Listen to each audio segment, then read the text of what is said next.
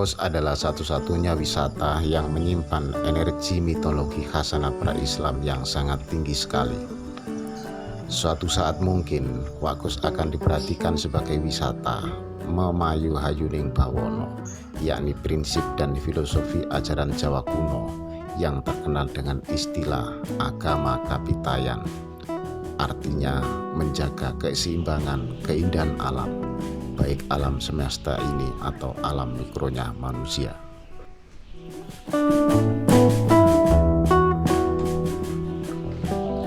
Dan cukup mengejutkan bahwa wisata Wakkos dulunya adalah tempat yang sangat bersejarah. Tanpa disadari oleh anak-anak muda pengelola Wakkos, menterterakan di logo Wakkos tulisan memayu hayuning bawono, yang sesungguhnya tanpa sepengetahuan mereka, filosofi ini sangat terkenal dengan leluhurnya sendiri di Gosari atau Wakkos sekarang, yaitu nenek moyang Jawa yang paling tua. Ada apa dan siapa mereka? Apa buktinya?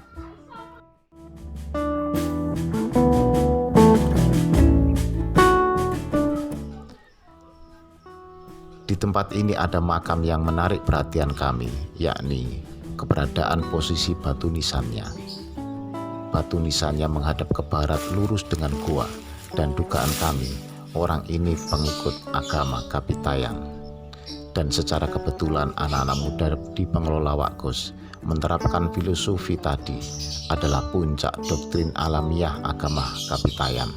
Dan ternyata di tempat ini ada kuburan pengikut Kapitayan.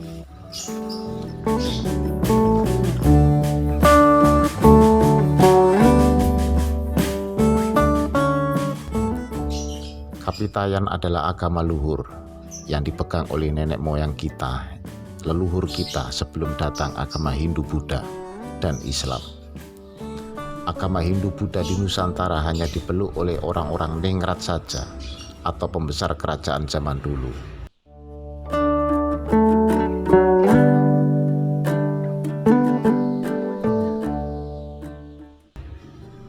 Dan agama itu ditolak keras oleh masyarakat Jawa pada umumnya. Keyakinan Jawa kuno, Tuhan itu tidak maujud.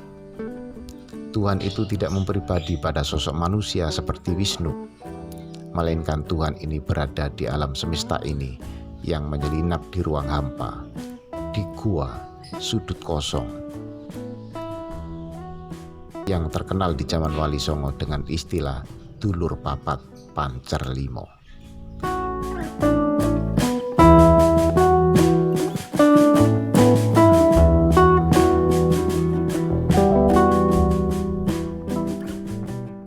Hal ini mendekatkan pada dugaan kami bahwa ruang hampa yang butul di Gua Butulan merupakan tempat tertinggi bersemayamnya zat yang maha tinggi bagi pengikut Kapitayan, yaitu Kapitayan di Desa Gosari atau area wisata Wakkos sekarang.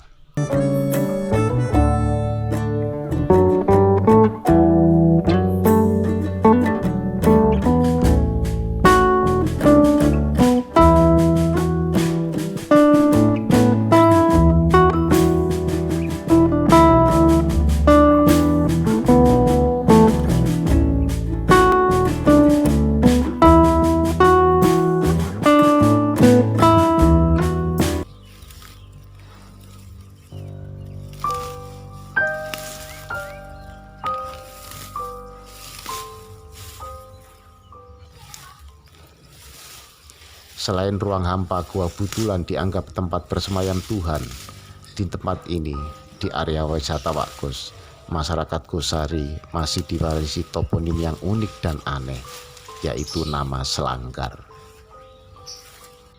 Ini adalah area Selanggar, dulu persawahan. Kami masih terngiang air gemerincing di pematang sawah. Kita di masa kecil dulu mencari yuyu, kepiting kecil, hidup di air tawar. Ada gondang, dan setelah itu kita mandi berceburan di sendang Selanggar.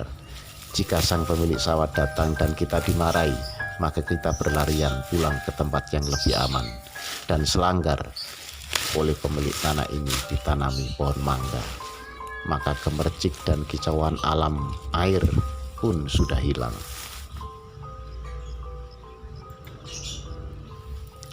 Selanggar menjadi langgar. Salah satu teknik Wali Songo mempola tempat ibadah agama Islam agar diterima oleh pengikut Kapitayan. Maka tempat ibadah sholat di desa-desa dulu disebut langgar, bukan musola. Istilah sholat tidak menggunakan bahasa Arab, melainkan para wali mengenalkan dengan istilah sembahyang. Maksudnya menyembah Sang Hyang, yang semata-mata istilah ini digunakan untuk menarik perhatian para pengikut Kapitayan agar mau menerima Islam.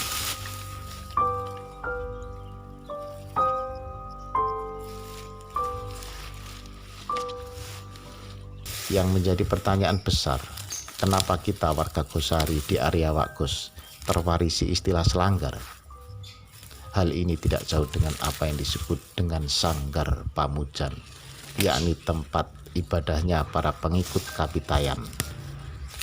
Dulu di tempat ini tentunya ada Sanggar Pamujan yang sangat besar yang berondak dan puncak undak tertinggi di Gua Butulan.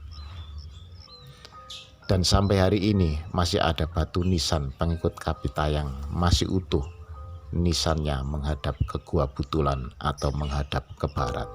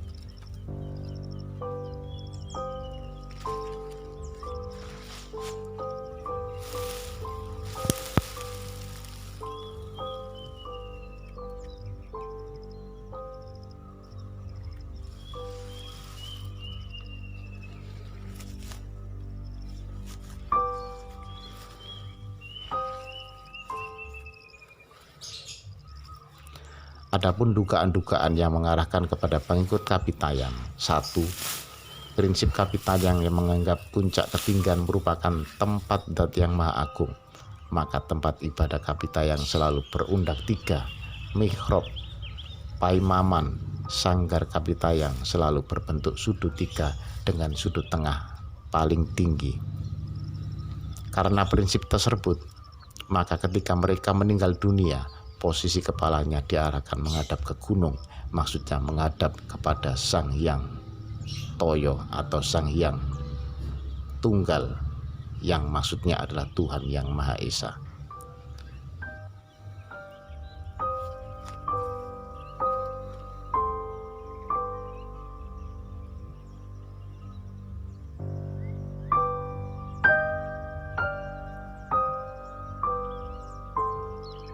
Dugaan yang kuat di Wakgus ini bahwa nisan yang menghadap ke barat itu adalah pengikut Kapitayan. 1. Tentu menghadap gunung. 2. Lurus menghadap ruang gua, yang kebetulan guanya juga butul.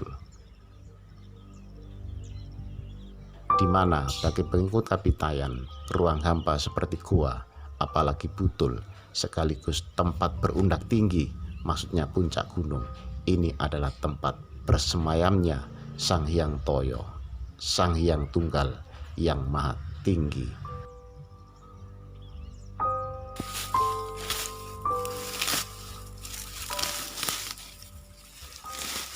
Kesimpulan dan dugaan bahwa makam ini adalah pengikut Kapitayan.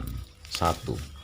Prinsip Kapitayan menganggap puncak ketinggian merupakan tempatnya zat yang maha tinggi, dan salah satunya adalah seperti gunung, goa, atau tempat berundak di sanggar beliau. Yang kedua, karena prinsip tersebut, maka ketika para pengikut Kapitayan ada yang meninggal dunia, mereka masih menginginkan posisi kepalanya mengarah ke gunung, baik posisi mustaka beliau ada di barat atau di timur, maksudnya tetap menghadap ke tempat yang lebih tinggi dari posisi kuburannya. agar kehidupan dan kematiannya selalu tetap mengabdi dan menghadap Tuhan yang Maha Tinggi. Maka dari itu, temuan batu nisan yang menghadap ke barat ini, menghadap ke Gua Butulan, adalah kuburan pengikut Kapitayan.